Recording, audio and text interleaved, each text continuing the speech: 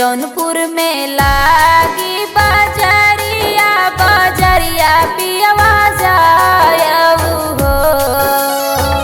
जौनपुर में लागी बजरिया बजरिया पियवा जायऊ हो।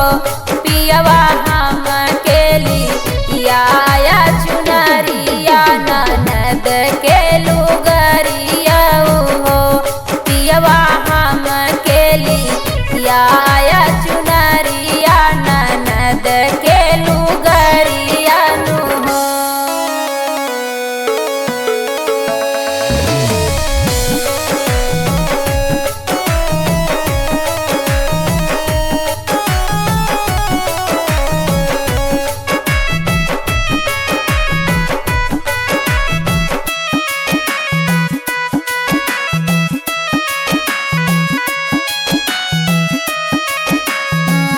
इतनी बचन सुने पियावा तड़पी तड़पी बोलै हो। इतनी बचन सुने पियावा तड़पी तड़पी बोलै हो। भाना बहिनी के गोरी बट दहिया चुनरिया उनके सोहई हो। धाना बहिनी के गोरी बट दहिया चुनरिया उनके सोहई हो।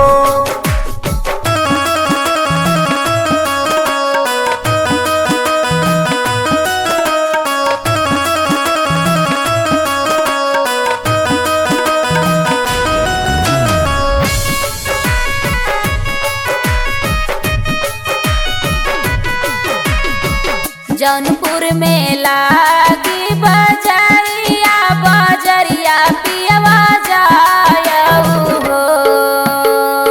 जौनपुर में लागी बजरिया बजरिया पियवा जायऊ हो। पियवा हम के लिया पलंगिया ननद के खटिया हो। पियवा हम के लिया पलंगिया ननद के खटिया हो।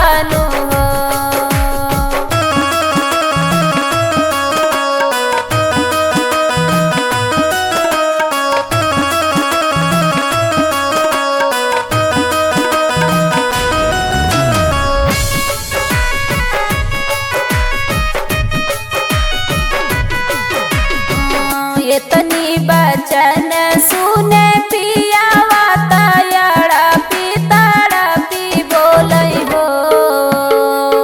इतनी बचन सुने पियावा तड़पी तड़पी बोलै हो। धाना बहिनी के लंबी बट के सिया पलंगिया उनके सोहई हो। धाना बहिनी के लंबी बट के सिया पलंगिया उनके सोहई हो।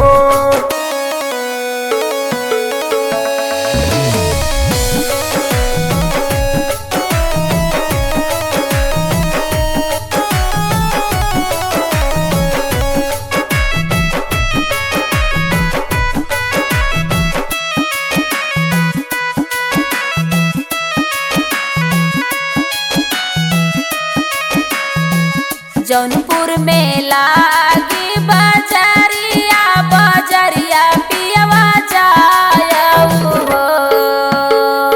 जौनपुर में लागी बजरिया बजरिया पियवा जायऊ हो।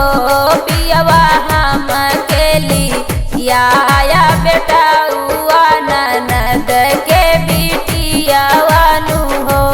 पियवा हम के लिया बेटौआ ननद के बिटिया हो।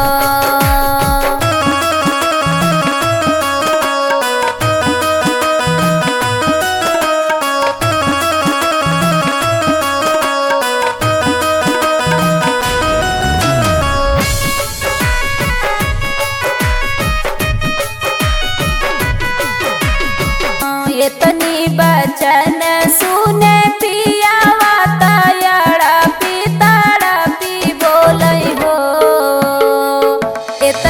बचन सुने पी